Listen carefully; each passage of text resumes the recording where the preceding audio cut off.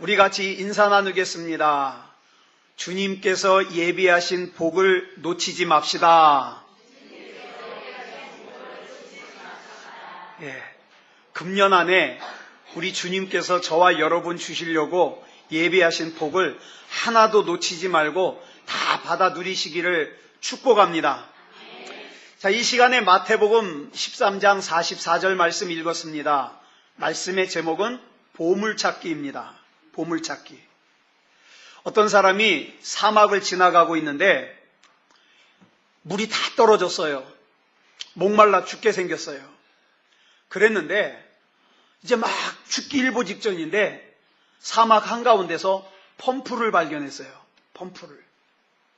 그랬는데 그 펌프 밑에, 손잡이 밑에 깡통이 하나 달려있는데 깡통에 이런 편지가 적혀 있습니다.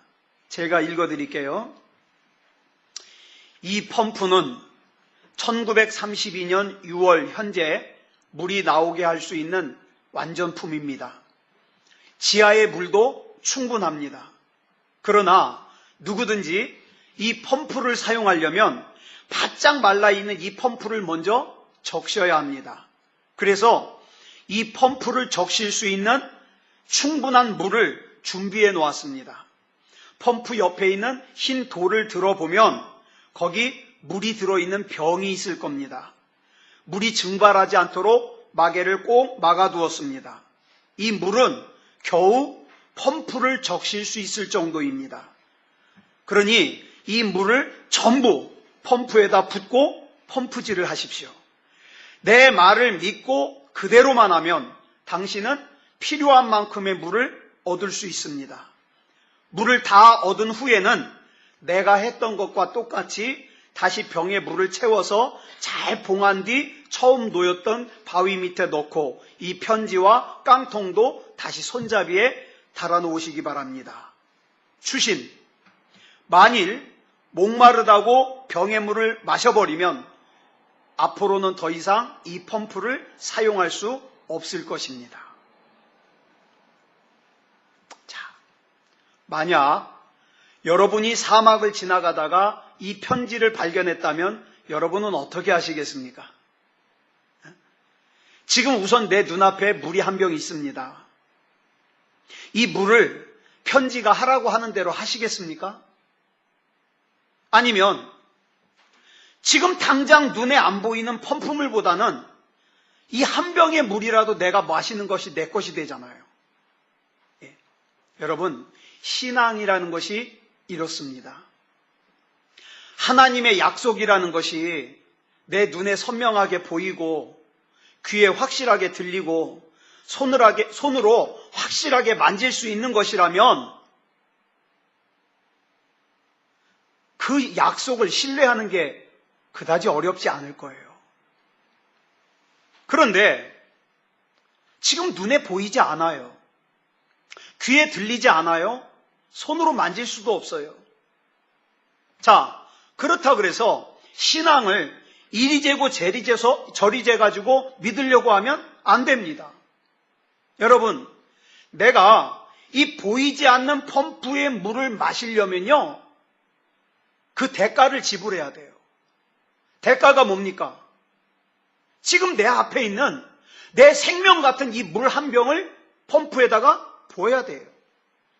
여러분, 물 없는 사막에서 정말 목말라 죽기 일보 직전에 물을 한 병 얻었다는 것은요, 이 물은요, 세상의 그 어떤 것과도 바꿀 수 없는 보물입니다. 내 생명이거든요. 그런데 이 물을 그대로 마시면 안 된다고 하는 이 경고가 눈에 들어오겠습니까? 그래서 많은 사람들이요, 대부분의 사람들이요, 이 경고를 보자마자 무시합니다. 헛소리하고 있어. 이 물을 펌프에 붓다가 물도 안 나오고 이 물도 없어지면 그거 어떻게 하라고? 그러면서 어떻게 해요? 그 경고를 무시합니다. 또 많은 사람들이요, 신앙이 있다고 하는 사람들이 이 경고 앞에서 갈등합니다. 부어 말어. 붓다가 잘못되면 어떡하지? 불까 말까? 갈등합니다. 극소수의 사람들이요, 주저함 없이 그 물을 펌프에 붓습니다. 사랑하는 여러분, 여기서 물은요, 우리의 시간일 수도 있고, 우리의 생명일 수도 있고, 우리의 재물일 수도 있고, 우리의 헌신일 수도 있습니다. 많은 사람들이 내 귀한 인생을, 내 귀한 시간을, 내 귀한 생명을, 내 귀한 재물을, 내 귀한 헌신을 신앙생활에 다 쏟아 부었는데 나중에 하늘나라가 없으면 어떡하지? 내가 이렇게 다 아낌없이 쏟아 부었는데 나에게 복을 주시지 않으면 어떡하지? 이런 걱정을 하면서 주저합니다. 계산합니다. 그런데 가만히 보면요, 진짜 좋은 것들은요, 눈에 보이게 드러나 있지 않고요, 펌프의 물처럼 숨겨져 있는 경우가 대부분입니다. 그 중에 저와 여러분의 영적인 복이 특별히 그렇습니다. 여러분, 2000년 전에 하나님께서 인간의 몸을 입으시고 이 세상에 오실 때에도 어떻게 오셨어요? 하나님은 왕궁의 왕자로 태어날 수도 있었습니다. 그럼에도 불구하고 지극히 가난한 집에, 그것도 태어날 장소가 제대로 없어가지고 외양간에, 말 먹이통에 예수님이 태어나셨어요. 왜 이렇게 초라하게 태어나셨을까요? 예? 숨겨지는 거예요. 숨겨지는 거. 왜 숨겨질까요? 하나님의 은혜로 눈이 열려지지 않으면 예수님을 볼 수도 없고 경배할 수도 없게 하기 위해서. 그래서 아기 예수님 태어났을 때 누가 왔어요? 유명한 박사들이 왔어요? 예? 이스라엘에 돈 많은 부자들이 왔어요? 헤롯 왕이 왔어요? 아니요. 제일 먼저 왔던 게 누구예요? 양치던 목자들이에요. 이 당시 목자들은요, 가장 천민이에요. 그 다음에 누가 왔어요? 1500km나 떨어진 동방에서 박사들이 왔어요. 여러분, 예수님께서 공생애를 감당하실 때에도 예수님과 제자들이 타고 가던 배가 풍랑에 휩싸였습니다. 그 예수님은 그 풍랑을 말씀으로 잠잠하게 하실 수 있는 능력이 있으셨어요. 또 죽은 나사로를 나사로야 나오너라 이 말씀 한마디로 살려내실 수 있었어요. 또 로마의 군병들이 예수님을 잡아가려고 그럴 때 예수님이 뭐라 그러셨어요? 내가 말만 하면 하늘에 12영 더 되는 군단이 움직이는 거 모르느냐. 여러분, 하늘의 천군 천사를 움직일 수 있는 능력이 있으셨어요. 그런데 왜 그 예수님께서 끌고 가면 끌려가시고 때리면 맞으시고 결국에는 십자가에 달려 돌아가시기까지 하신 것은 왜 그랬을까요? 예수님이 숨겨지시는 거예요. 왜 숨겨질까요? 예수님은 세상의 지식으로 찾을 수 있는 분이 아니에요. 예수님은요, 세상의 명예와 권세로 찾을 수 있는 분이 아니에요. 예수님은요, 오직 믿음으로 찾을 수 있는 분이에요. 믿음으로. 예수님께서 얼마나 꼭꼭 숨겨지셨냐 하면 예수님을 3년 동안 따라다니면서 예수님과 함께 먹고 자고 같이 생활했던 제자들마저도 예수님께서 진짜 메시아인지 아닌지 헷갈릴 정도예요. 또 예수님보다 6개월 먼저 태어나가지고 어떻게 해요? 요단강에서 세례를 주고 있던 세례 요한이 어느 날 예수님께서 자기 앞에 나오시는 걸 보고 뭐라 그랬어요? 세상 죄를 지고 가는 하나님의 어린 양이로다. 그러면서 예수님을 영접했어요. 그리고 나서 어떻게 했어요? 막 영안이 열려서 보니까 하늘에서 성령이 비둘기같이 임하시고 어떻게 해요? 하늘에서 음성이 들리기를 이는 내 사랑하는 아들이요 내 기뻐하는 자라. 하나님의 음성을 분명히 들었어요. 이거보다 더 정확한 증거가 어디 있어요? 그럼에도 불구하고 이 세례 요한이 감옥에 6개월 동안 갇혀 있는 동안에 어떻게 했어요? 예수님께 사람을 보내가지고 오실 그이가 당신이 오니까 우리가 다른 일을 기다려오니까 헷갈릴 정도로 숨겨졌어요. 이 예수님께서는요, 2000년 전에만 숨겨지신 것이 아니라 지금도 숨겨지셔서 역사하십니다. 예수님은 뭐가 아니면 볼 수 없어요? 믿음이 아니면 볼 수 없어요. 예수님이 때로는 함께 계시지 않는 것처럼, 때로는 돕지 않으시는 것처럼, 때로는 우리의 문제를 해결해 주실 수 없는 분인 것처럼 숨겨져 있습니다. 그래서 저와 여러분이 날마다 은혜 안에서 깨어있지 못하면, 성령으로 충만하지 못하면 주님을 느낄 수도 없고, 주님을 볼 수도 없고, 주님의 음성을 들을 수도 없고, 더더군다나 보지 못하는 일을 어찌 믿겠습니까? 듣지 못하는 일을 어찌 믿겠습니까? 믿을 수가 없다 이 말이에요. 그런데 하나님만 숨겨지시는 게 아니에요. 모두 숨겨집니까? 하나님께서 우리에게 주시는 은혜도 복도 숨겨졌습니다. 여러분 기억하십시오. 절대 은혜가 없어서, 복이 없어서 누리지 못하는 것들이 아니라 대부분의 경우 이것들이 눈에 보이지 않는다고 가볍게 여기고 만홀히 여기고 무시하고 가치 없이 여겨서 누리지 못하는 거예요. 이미 주셨어요. 이미 하나님의 계획 속에, 이미 하나님의 섭리 속에 다 계산되어 있어요. 그런데 눈에 보이는 것만 쫓아다니느라고 하나님이 주시는 거에 관심이 없어요. 그래서 오늘 본문을 보면 이렇게 말씀하고 있는 거예요. 같이 읽겠습니다. 시작.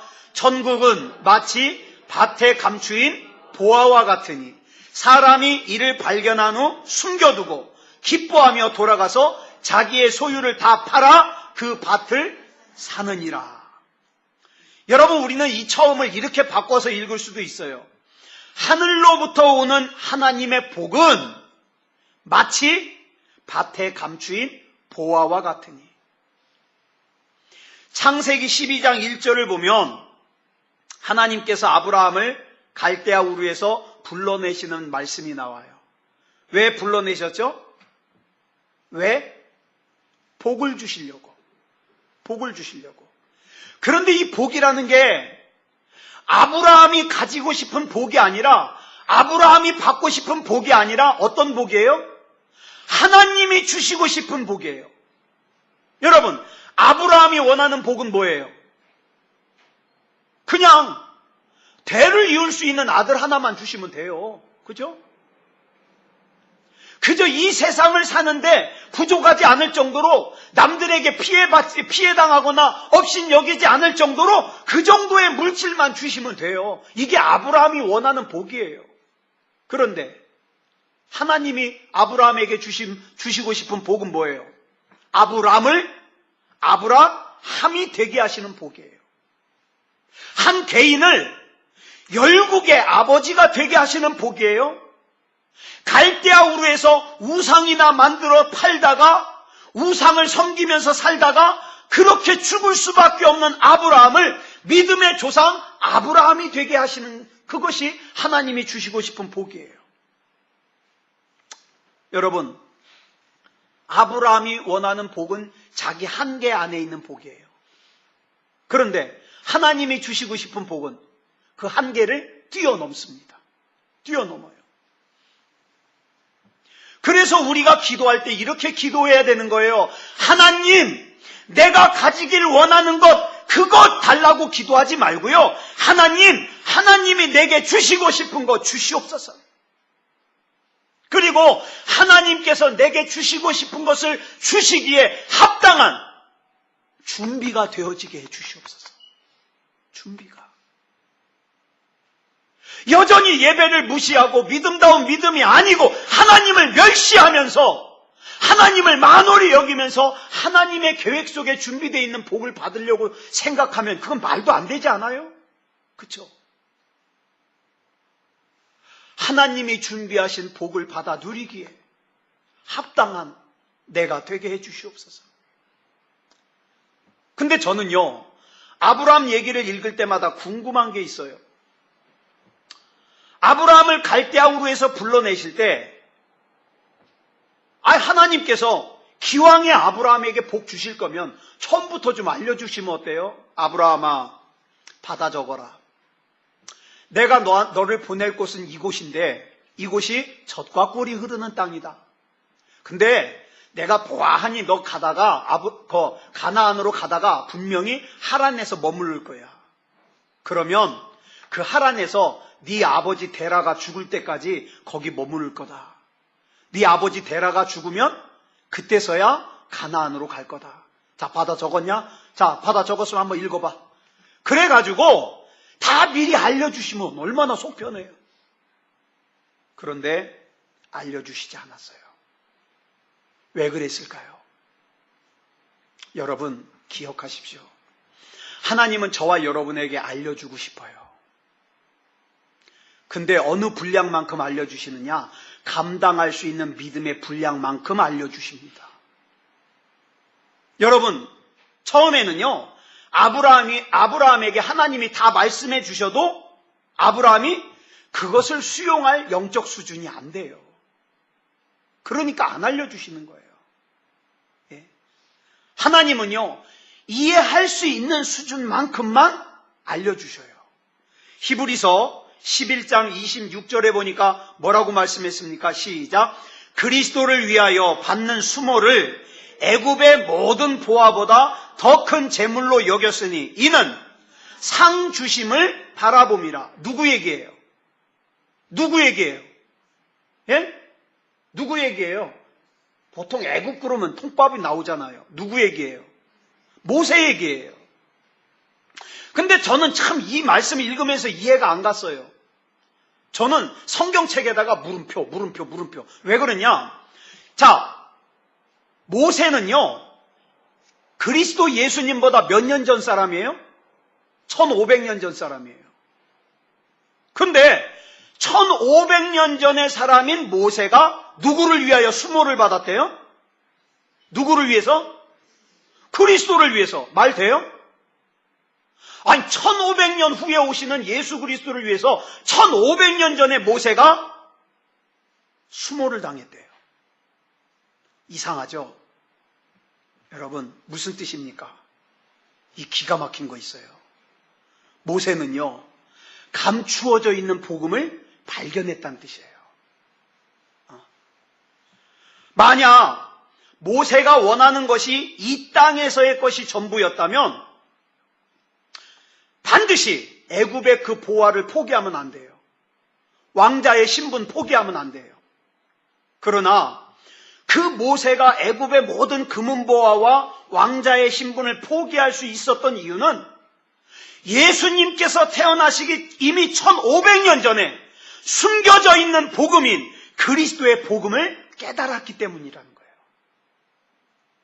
우리가 여러분 신앙생활하는 이유를 이 땅에서 부자가 되기 위해서, 좀 더 큰 집을 사기 위해서, 이번에 입시에 합격하기 위해서, 취직하기 위해서, 좋은데 시집장가 가기 위해서, 그래서 내가 신앙생활을 한다. 신앙생활에 하는 이유가 그거다. 땅에서만 찾는다면 여러분 절대로 여러분 손에 쥐고 있는 것 못 놓습니다. 왜요? 이게 전부인 걸. 그죠? 내 통장에 있는 돈 절대 못 놔요.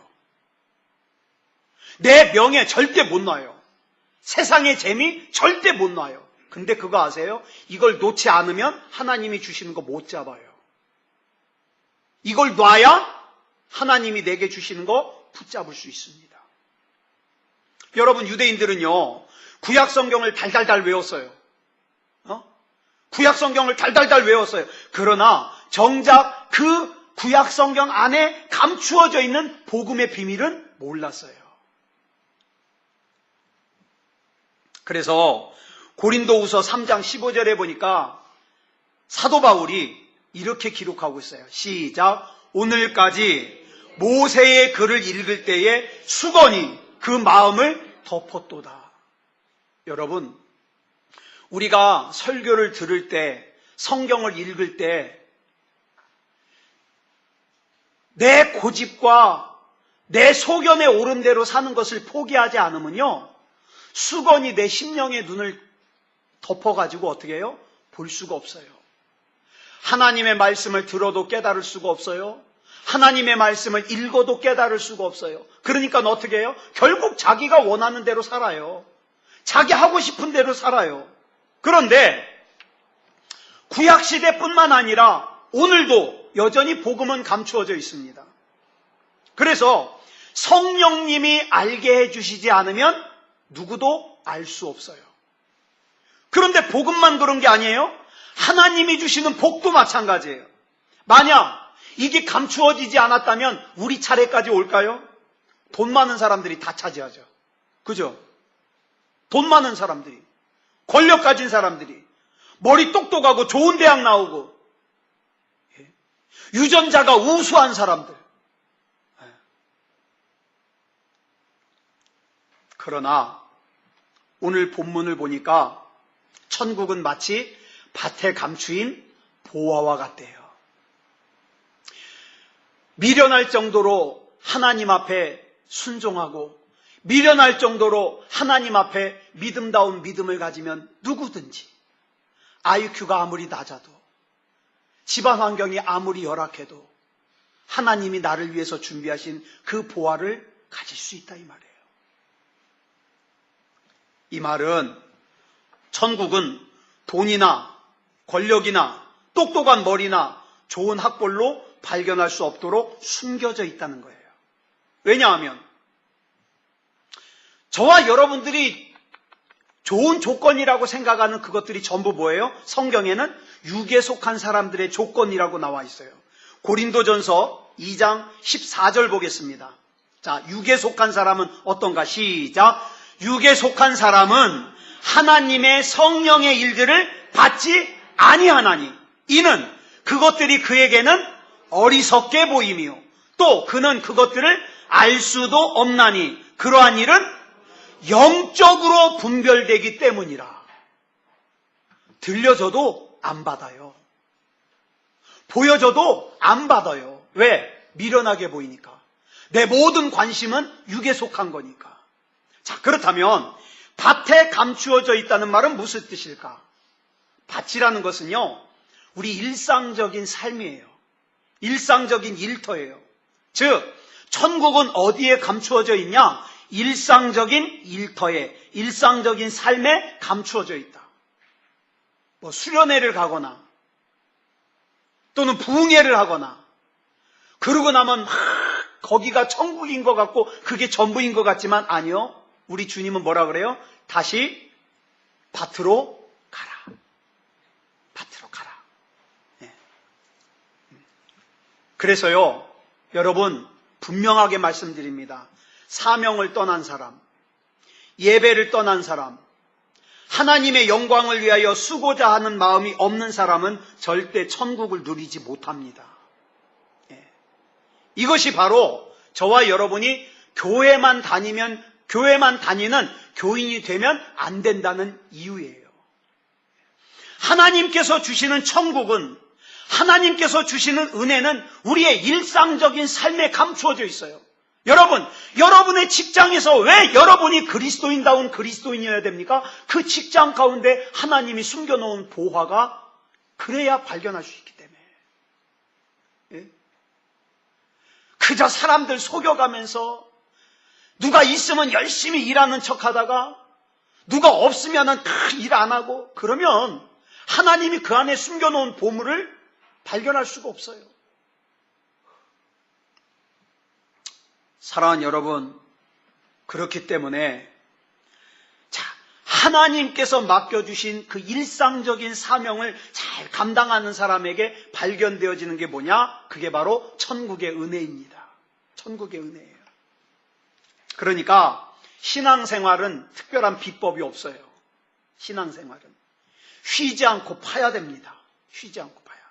그러면 쉬지 않고 파면 다 보물이 나오느냐? 아니요. 쉬지 않고 열심히 파도 보물을 만나는 것은 뭐예요? 하나님의 은혜예요. 하나님의 은혜가 없으면 보물을 만날 수 없어요. 하나님의 은혜가 없으면 교회 아무리 열심히 다녀도 하나님이 믿어지지 않습니다.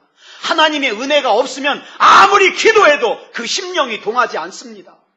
그러니까 내가 하나님이 믿어지는 것, 내가 예배가 소중하게 여겨지는 것, 내게 하나님의 말씀이 들려지고 깨달아지는 것, 하나님의 은혜라 이 말이에요. 예?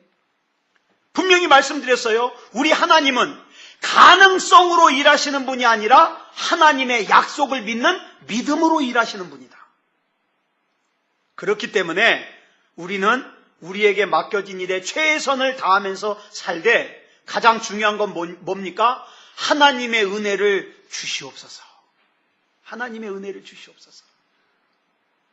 자, 여러분이 예배 드릴 때마다 설교는 이창원 목사에게 들으십니다. 그렇지만 여러분, 이창원 목사에게 다른 거 기대하지 마십시오. 그러면 여러분 상처받아요.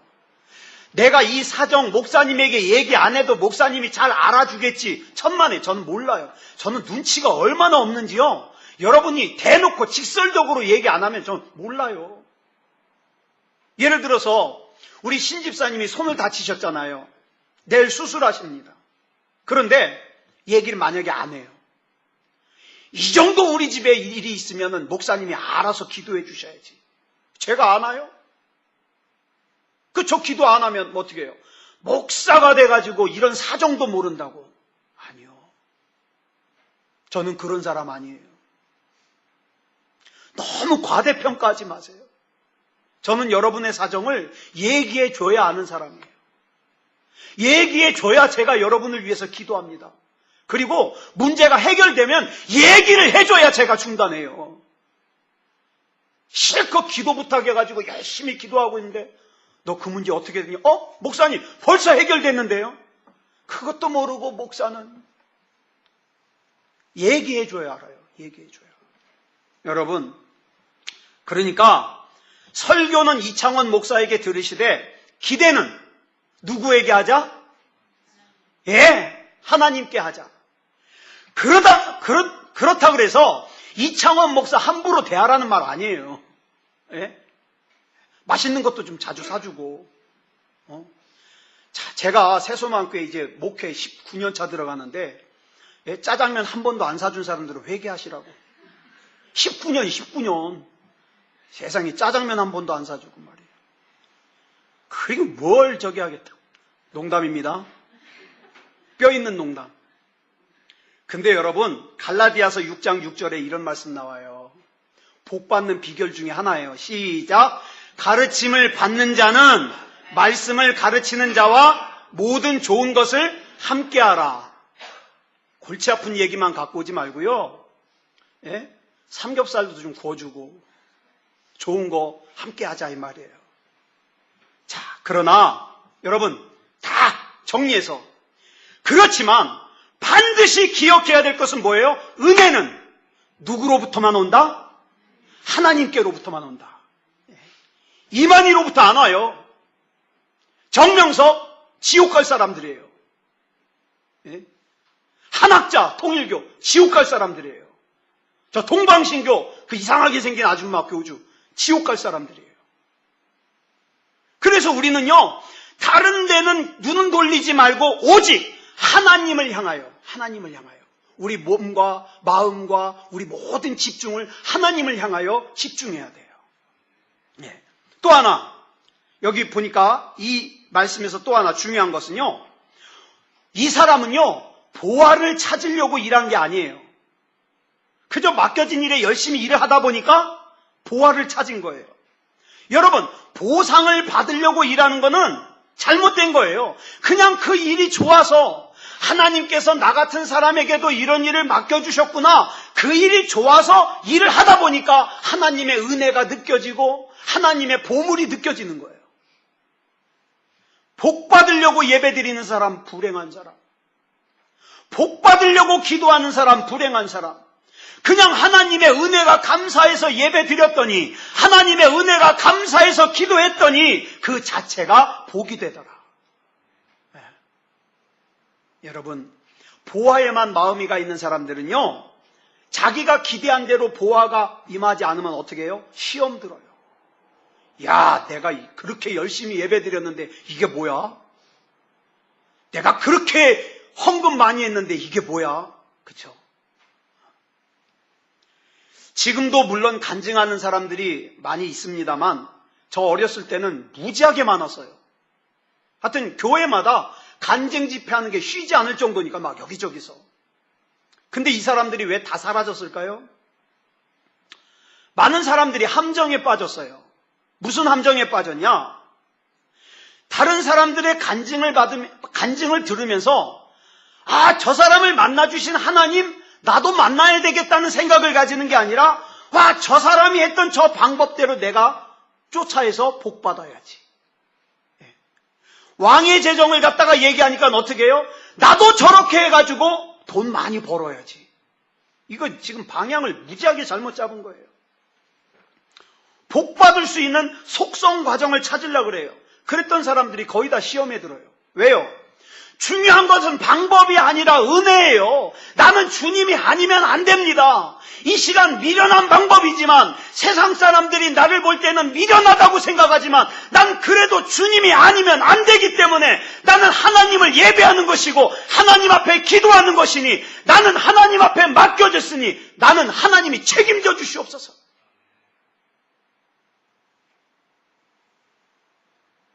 마치 살 빼려고 다이어트 방법을 이것저것 해보다가 실패하는 사람처럼 들어본 간증 다 쫓아하다가 실패하는 사람이 얼마나 많은지 몰라요. 목사님들도 그래요. 목회를 성공하는 방법을 찾아서 저 부산까지 가가지고 뭐 2날개인가 뭐 이런 것도 하고 말이죠. 그 뭐 알파라는 것도 하고 말이죠. 전도 폭발 막 하고 말이죠. 해마다 바뀌어요. 해마다. 여러분, 중요한 건 방법이 아니에요. 은혜예요. 주님이 내 마음 움직여 주시옵소서. 온전한 예배자가 되게 해 주시옵소서. 우리가 빠지기 쉬운 함정도 뭐냐 하면 아까 말씀드렸잖아요. 내가 이 정도 11조를 하면은 복을 주셔야 되는데 돈 놓고 돈 먹기. 사실은 내가 이번 달에 수입이 100만 원인데 내가 11조를 30만 원 하면 다음 달에는 300만 원 벌게 해주겠지. 해봐요. 교회 재정만 늘어나지 300만 원 안 돼요. 안 돼. 왜? 그 마음 중심이 어디가 있어서요?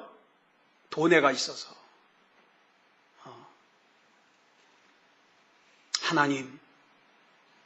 하나님께서 나에게 이렇게 주셔서 하나님께 이렇게 드립니다. 앞으로도 부족함이 없게 하시고 꿇어다니지 않게 하시고 필요한 사람이 있으면 오히려 내가 도와주면서 살 수 있게 해주시옵소서. 하나님이 주시죠. 어저께도 우리 송구영신 예배에도 어떤 분이요 헌금을 보내오셨어요. 185만 원을. 하나님 앞에 전혀 예상하지 못했던 그런 하나님의 복을 받았다고 헌금을 보내왔어요. 그래서 봉헌했습니다. 여러분, 그거 185만 원, 그 10배면 얼마예요? 1850만 원. 내가 1850만 원 벌으려고 그 집중했겠어요? 하나님 앞에 그저 뜻을 정하니까 주시는 거예요. 사랑하는 여러분, 본문이 주는 메시지는 하나님께서 일할 수 있는 밭을 주셔서 하나님, 내가 이렇게 눈을 뜨고 내가 일할 수 있는 이 밭을 주셔서 감사합니다. 내가 이 밭에서 열심히 일할 때에 하나님 영광 받아 주시옵소서. 그러면 그 밭에 감추인 보물을 발견할 수 있는 거예요. 또 하나 중요한 게 있습니다. 여러분, 이 밭이 자기 밭이에요? 남의 밭이에요? 자기 밭이에요? 남의 밭이에요? 남의 밭이에요. 남의 밭. 남의 밭을 내 밭처럼 일하다가 보화를 발견했어요. 여러분, 우리가 살면서 남의 일을 내 일처럼 최선을 다하는 사람에게 기회가 옵니다. 요셉은요, 애굽으로 팔려가서 종살이 11년, 감옥살이 2년을 했어요. 그런데 요셉이 종살이 11년을 종처럼 하지 않았어요. 어떻게 했어요? 주인처럼 살았어요. 감옥에서 2년을 죄인처럼 살지 않고 누구처럼 살았어요? 간수처럼 살았어요. 예수님을 만난 삭개오는요, 여러분, 자기에게 주신 하나님의 재산 중에 반을 어떻게 합니까? 반을 드리는 거예요, 반을. 어떤 사람이 믿음을 위해서 포기하는 걸 보면은요, 그 사람의 믿음의 가치를 알 수 있어요. 자, 삭개오는 자기의 재산의 반을 포기합니다.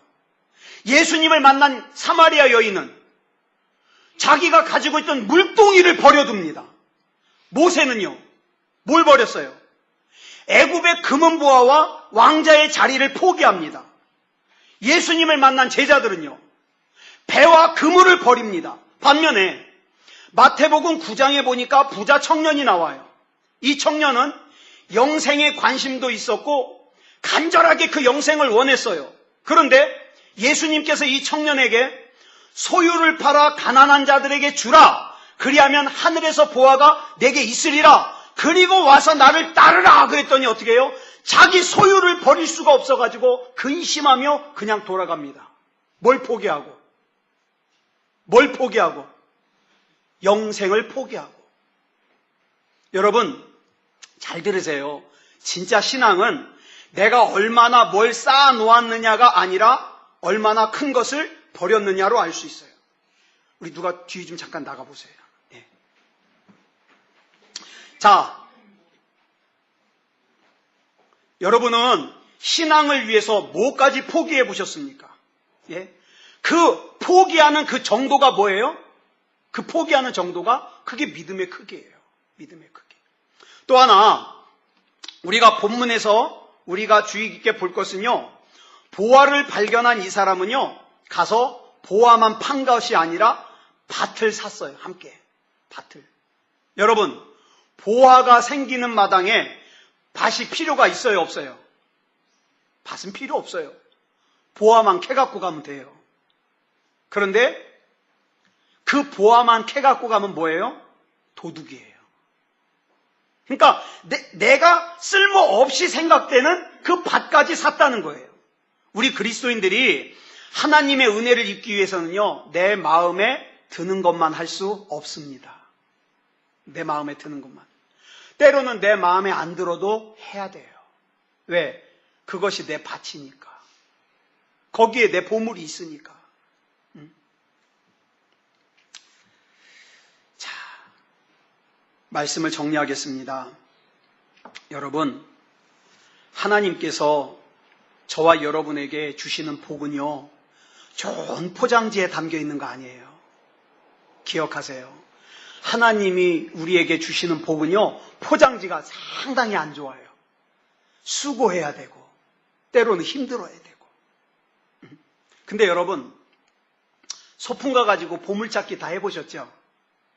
보물찾기 할 때 보물을 숨기는 사람이 이 보물찾기 이 쪽지가 다른 사람이 찾을 수 있게 숨깁니까?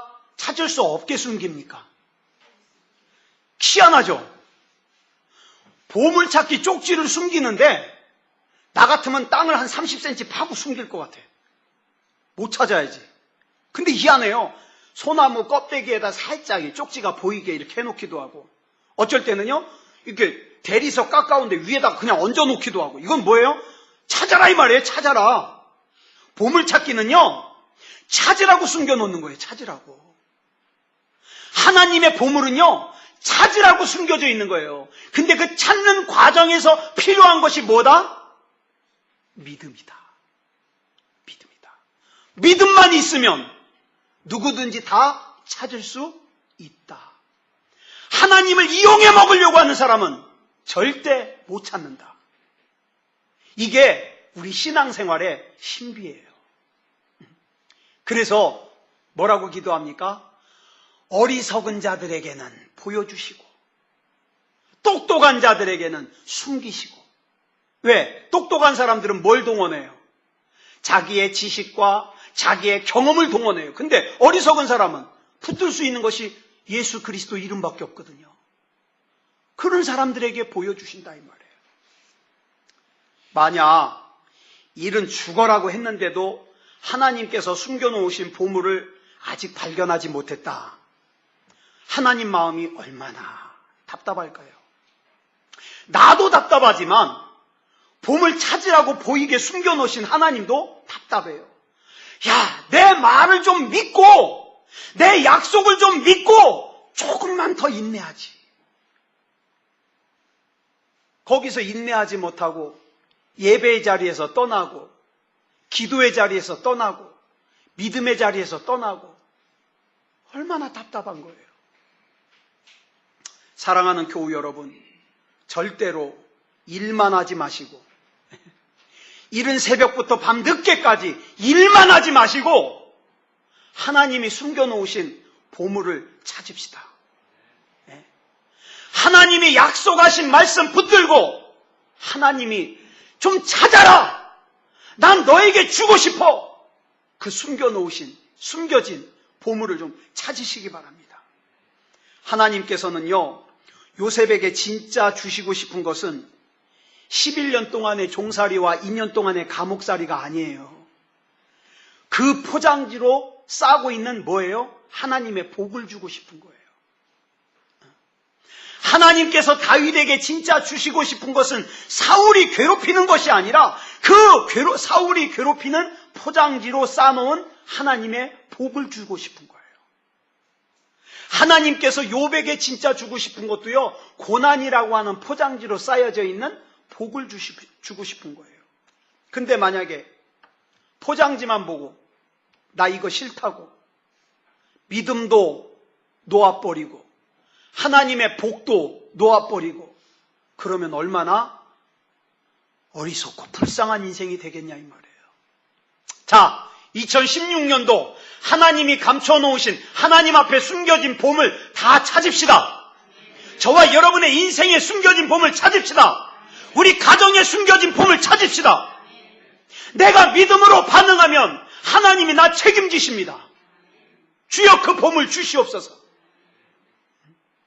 반주 준비해 주시고요. 그래서 우리가 이런 찬양을 부르고 싶어요.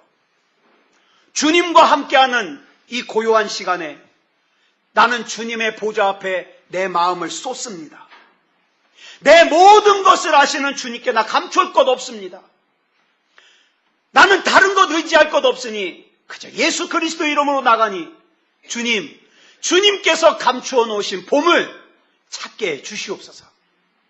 우리 이 찬양하고 함께 기도하겠습니다.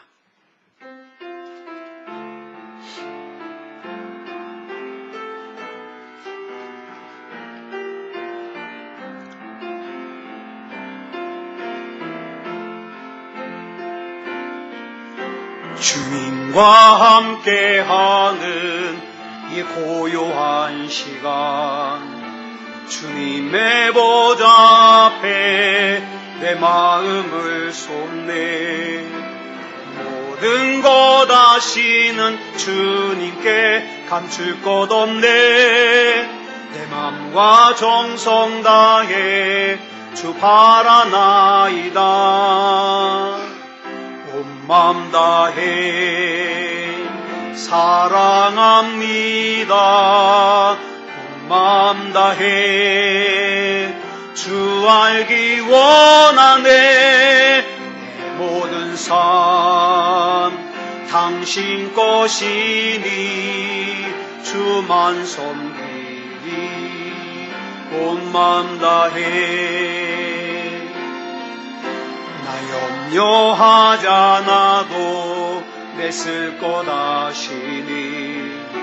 나 오직 주의 얼굴 구하게 하소서. 다 이해할 수 없을 때라도 감사하며 날마다 순종하며 주 따르오리다. 온 맘 다해 사랑합니다.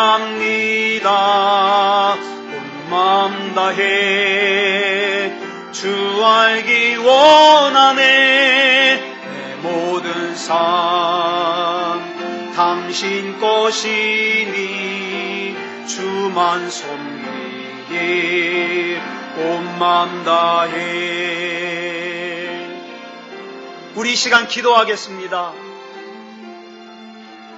주님, 나는 온 마음 다해 주님만 섬기겠습니다. 그 외에 나의 모든 것은 주님이 책임져 주시옵소서.